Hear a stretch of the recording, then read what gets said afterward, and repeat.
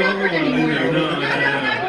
And then soon to be your wife, fiance. Wow. Congratulations. Thank you. What has your off-season been like other than getting engaged, which is awesome? Very low key. It's been a while since I've been back home, so I've just kind of been able to enjoy home and then the engagement and started planning and all that stuff. So what it's was been a lot of more fun. nerve-wracking? Proposing to Madison or Proposing. like battling in any massive proposing. situation? I don't even, I blacked out, I had the whole game plan going into it, and I don't remember a single thing I said. Not one word. Well, you must have said something right. She said yes. She said yes, that's all that matters. But was it a long pause before the yes, or was it a right away?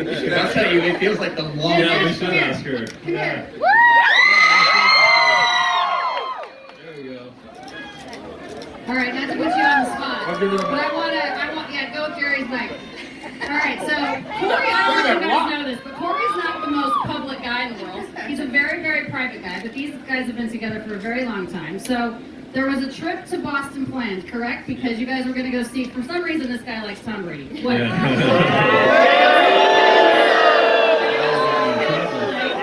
Hey, he might come here, guys. He might come here.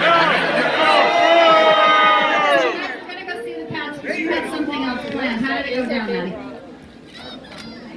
You want me to do it? I got it. All right. So basically, if I would have told her, hey, let's go to dinner back home, she'd been like, why? You haven't done that in 5 years we've been dating. So she would have known something was going to happen, so I kind of had to plan it around that. And we went to a park, and we had to be there at a specific time because she wanted the photographer, and she started picking up on it. And I had the ring on me actually all day, and at one point, she asked me if I was bored at one point, and I was like, no, I'm good. I couldn't even look at her, Like, if I look at her, she's gonna know it's coming. So, but it was good, We went to a park. There was actually a couple behind us, and I knew where I wanted to do it. And I knew where the photographer was, and I didn't want them in the picture. So I stepped in a puddle on purpose, and it's like 20 degrees, so my foot is frozen. And did it, don't remember it, and saw the pictures, and it was great. So could you believe that he actually planned a photographer? Yeah. No, I mean, this guy couldn't even plan dinner. I know. No, I was shocked. One thing. I told But her he I'll did find one it. thing. He couldn't find her though. Do you remember what he said to you when he asked? I know after he thanked me for saying yes. That was my one thing. I said, if you say no, you're messing with me. I'm not asking you again. It's never happening again. So, yeah. Well, congratulations to both of Was it a you. quick yes? That's what I want to know. Was it a quick yes? It was a very quick It was yes, very quick. because I knew he was nervous.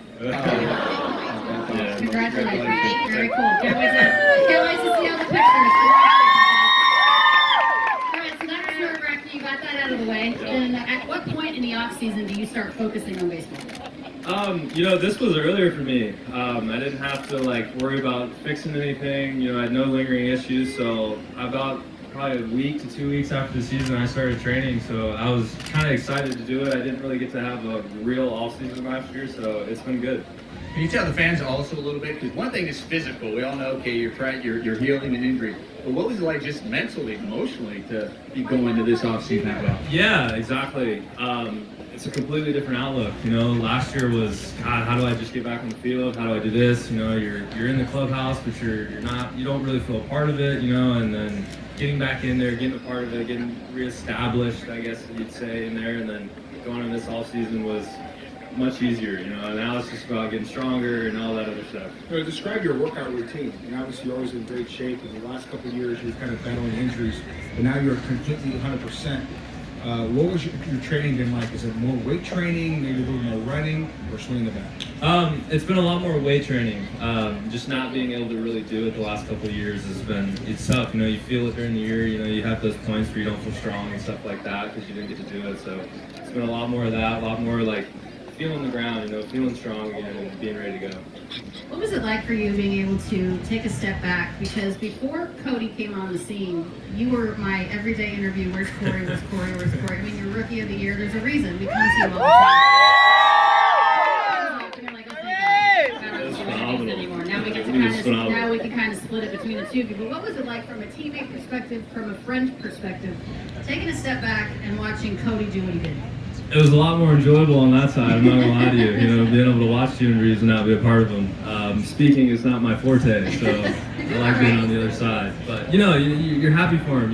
It's exciting, kind of being in his footsteps and knowing what it was like and being able to enjoy it even more on the other side of it. You know, sometimes you get caught up in it and you don't be able to get to kind of be in the moment, and being able to just watch him go out and do what he's done the last couple of years, it's pretty impressive. You know, people take that for granted on how good he actually is, and being able to just sit back and watch is fun. Did you remind them to not get caught up in the moment, to actually, you know, embrace and take a step back? You know, he might be the most in the moment person I know. He's just so happy-go-lucky, so fun, so just enjoying being around everybody and being out there and playing. You almost envy him for how much he can do that. He's in a lot of in-the-moment ice cream moments. He likes his ice cream, He likes that's his for ice sure. cream. I always believe that a lot. You know, it usually takes a year and a half after an injury or two to really kind of get back to where you were. And you know, I think last year was kind of like, even though you had a really good year, it was kind of like your season to kind of get back to your footing. But I really believe this year, I've been talking to a lot of different organizations. Everybody's talking about Cody Bellinger, rightfully so. You have the All-Star game here in LA. I really believe this will be the year of Corey Seager. So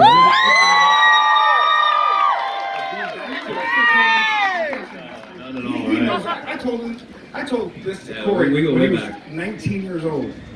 And I was rehabbing in A-ball, and I said, "Who was that?" I was playing third base. I come back in the dugout. I go, "Who's that shortstop we got?" So that's our first round pick from last year. I was like, "My goodness!" I saw him play 3 games. I knew right away he was going to be a superstar. I said, when I got back to the big leagues, I said, "Hey, we have the best player in our system, but he's not in the big leagues. He's in A-ball." I knew that he was going to be a superstar. So the pressure that I'm putting on him, I told him this at 19 years old. Yeah, he Let me sure ask did. you this as a guy that's played not a lot of positions, but several infield positions. You guys shortstop for the majority of your career, obviously so far all of your career. From the player's perspective and the teammate's perspective, what makes these guys so special at the shortstop position? Well, not only are they good defenders, because you've gotten better every single year. Nomar was an elite defender as well. His hitting kind of took it away because he raked. These two guys are plugged in and they carry a lineup. Most middle infielders don't do that, and that's what makes them so special. Not only are they good defenders, but you can put them to hit third, fourth, and carry a lineup, and that is so rare and unique. That's what makes them special. Did you like watching Omar coming up? I did. I know you're a big Jeter guy too, but watching Omar? I enjoyed that whole class. You know, it was a special time in the game when all those guys were coming up and playing through and going through it, and it was a highlight to be a young kid and being able to kind of model your game after them and just watch them and how they go about the business, how they carry themselves, how they do all those little things. It's really fun. What about the class you're in right now? It seems like there's others. Are there any guys that you maybe kind of follow a little bit, or like maybe just kind of glance at? Yeah, you know, you kind of play through them with the minor leagues. You know, you got to kind of watch everybody grow. And I played against Story a ton. You know, I played against Lindor, I played against Correa, and just being able to watch those guys go out and compete every day and do what they're doing, it's a lot of fun. Yeah. Corey, it's always been good to get to talk to you. Thank you so much for taking the time.